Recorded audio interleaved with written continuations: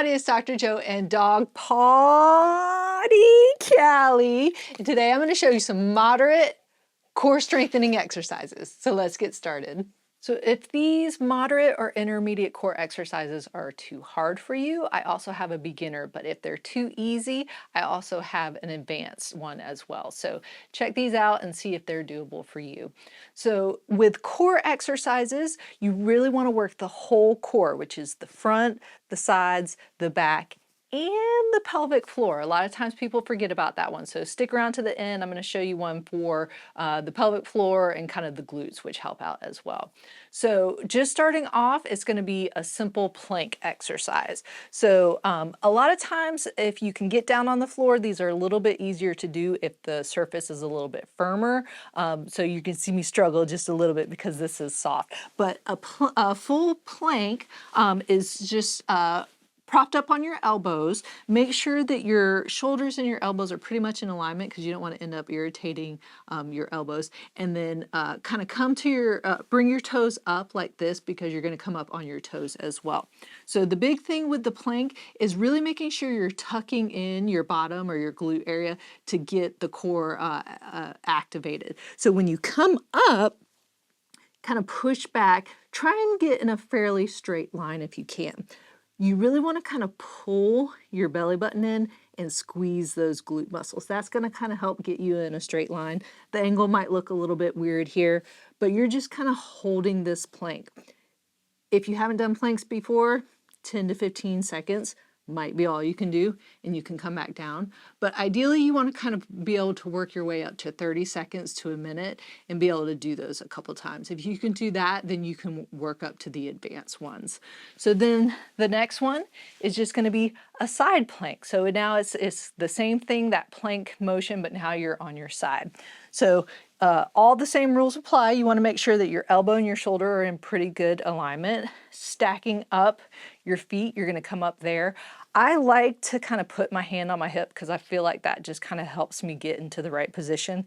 My hips are back just a little bit, but when I come up, I'm going to bring them forward. That kind of helps activate all the muscles. So I'm coming up into that side plank, trying to get in a pretty good line, not popping up too much, not sagging down, trying to get in that good position. Same thing, I'm squeezing in those glute muscles to help kind of keep everything how it's supposed to be. But you can see I'm kind of squishing in to the couch a little bit. So sometimes it is a little bit easier to do on the floor if you can get on the floor.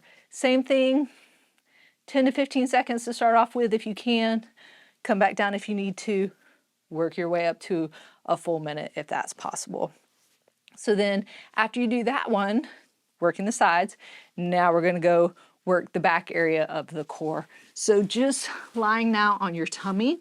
This one is going to be what we call the swimmer. It's really just opposite arm, opposite leg. So a lot of times the hardest part is to make sure you're doing your opposite arm and opposite leg because sometimes people want to do the same side. That's okay, but really you want to get that cross pattern.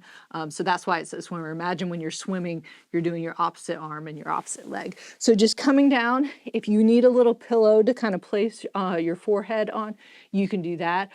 Just make sure that you're comfortable, that you're not irritating your neck while you're doing this. So arms out, legs back, and then all you're doing is coming up, alternating your arm and your leg. So just kind of like that swimmer motion. The movement doesn't have to be high. You're just activating those back muscles, the core area back there. So again, up, up. So you can do it for time if you want to start off with 30 seconds and just see if you can do how many comfortable ones you can in that 30-second period, or you can do it for reps if you want to.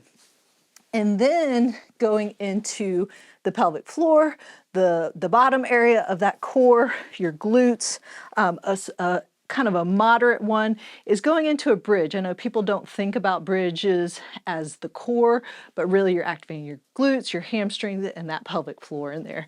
So knees are propped up, just about hip width apart, and now you're just kind of rolling up. I like to tell people, imagine that you're going up one segment at a time. You don't have to stop at each segment, but you're not just coming up and down and using momentum.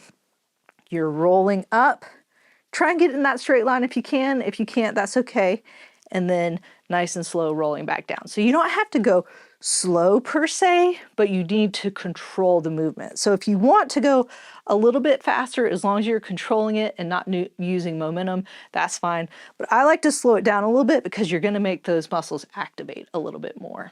So there you have it. Those were some moderate core strengthening exercises. If you'd like to help support my channel, click on the link up there and don't forget to subscribe. Where? Yep, down there. And remember, be safe, have fun, and I hope you feel better soon.